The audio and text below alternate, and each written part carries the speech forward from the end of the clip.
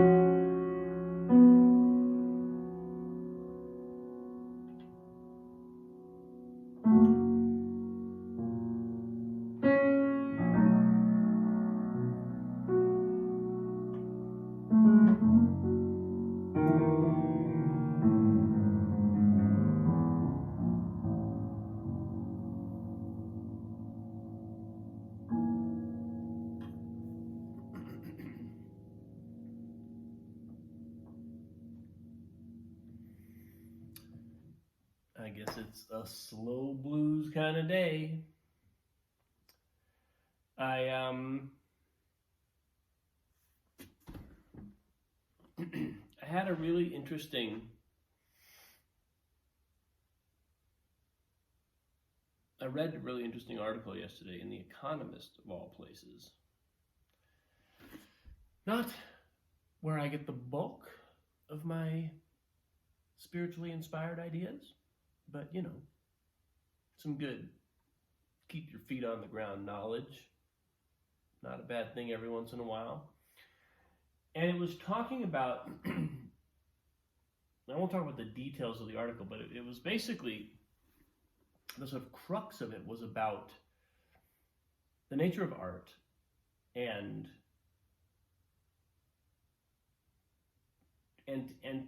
particularly the influence of culture and politics and worldviews on creativity, on artistic expression, and on the sort of artistic landscape of the country and the world. It was just kind of an interesting look at how the thrust of the article was that the thing that makes art capable and optimal for ushering in new forms of knowledge, new insights, new forms of human experience, is its freedom from any kind of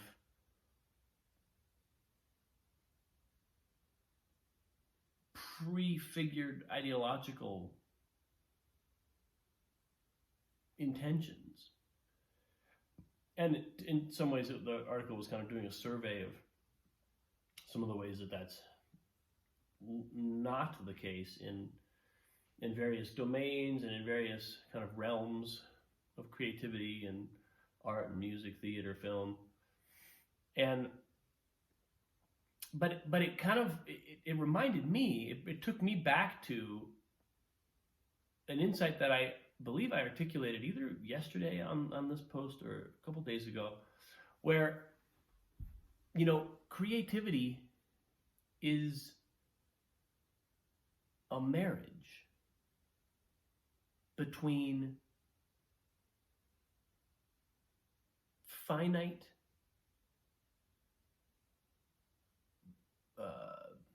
boundaries and restrictions on the one hand, and freedom on the other hand. Total radical liberation. And I think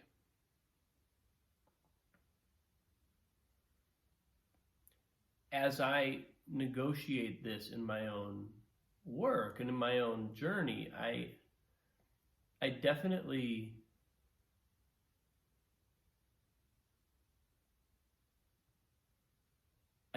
feel myself kind of tugged between these two poles, if you can call them that. This kind of polarity between. It's interesting because one of my favorite philosophers, Soren Kierkegaard, talks about freedom and necessity, where necessity is defined as restriction. It's defined as restrictions that are imposed on us, that impose necessity upon us. And where freedom is the lack of that. And he was one of the first people that I read who pointed out that we're not happy unless we have both, and that we're not happy unless we have a kind of dynamic balance between the two. Either one of them on their own, either freedom or necessity, will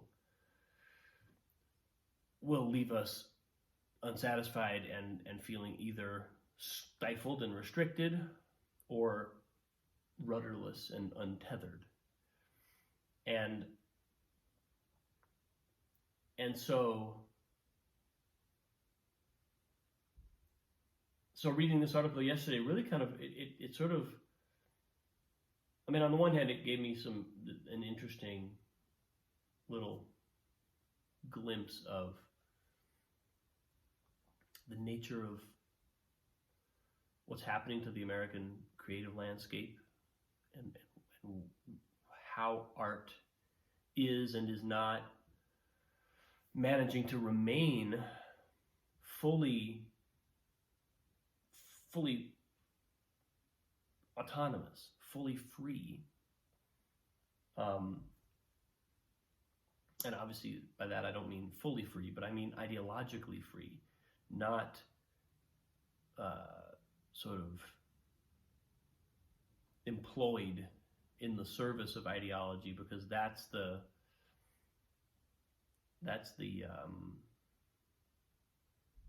a level of kind of setting the fundamental intention of a creative piece or a creative activity in a way that doesn't really permit anything real to come through. It might be well crafted, but that doesn't mean it's going to have true kind of heart space, soul space impact on us. And it took me right back to my own work and looking at, well, how am I, what side of that coin do I fall on? Not so much the ideological one, but what side of the coin do I fall on as far as, am I leaning into, am I truly nourished and available and open and free on the one hand, and also am I rooted and rigorous and reliable and consistent? You know, the sort of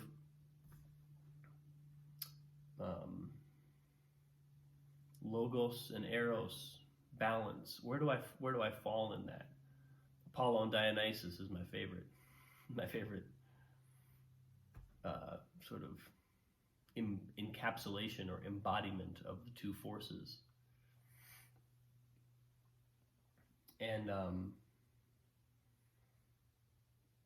I don't know that it gives me, I don't know that I've come to a resolution on that, on where I actually have landed, or where I actually am. But I think asking that question opens a door for me, and it, especially as it pertains now to the work that I'm doing as a creative coach, helping other people with their work.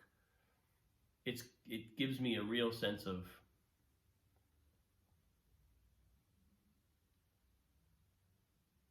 you know, almost like feeling into what someone needs and offering that, kind of nudging them or inviting them in the direction that they may be resisting. Because God knows we're going to resist one or the other or both of these polarities at various points along the way in our journey. That's the nature of this process. It's a crucible. But understanding that we've got, you know, we've got a toolkit on the craft side of things, and there's also a toolkit on the freedom side of things. We just kind of have to, it's a more amorphous toolkit. It's like what I was talking about the other day with making sure that there's enough agendalessness in our day that's definitively agendaless, so that we can truly wake up into the moment and be here with what's happening. Give into the little subtle little fluctuations and provocations that we're going to be getting from within, that if we have an agenda, even a light agenda, will just overpower those, and we might never even hear that voice. So that's where I've landed today. It's a bit of a ruminating day, a slow blues rumination day, we'll call it. But I think there's some inspiration in there too, as far as reminding myself and installing not just an appreciation, but like a ritual of connecting to that open space. So that's where I am today, folks. Thank you for watching. I appreciate you. Have a lovely day, and I will see you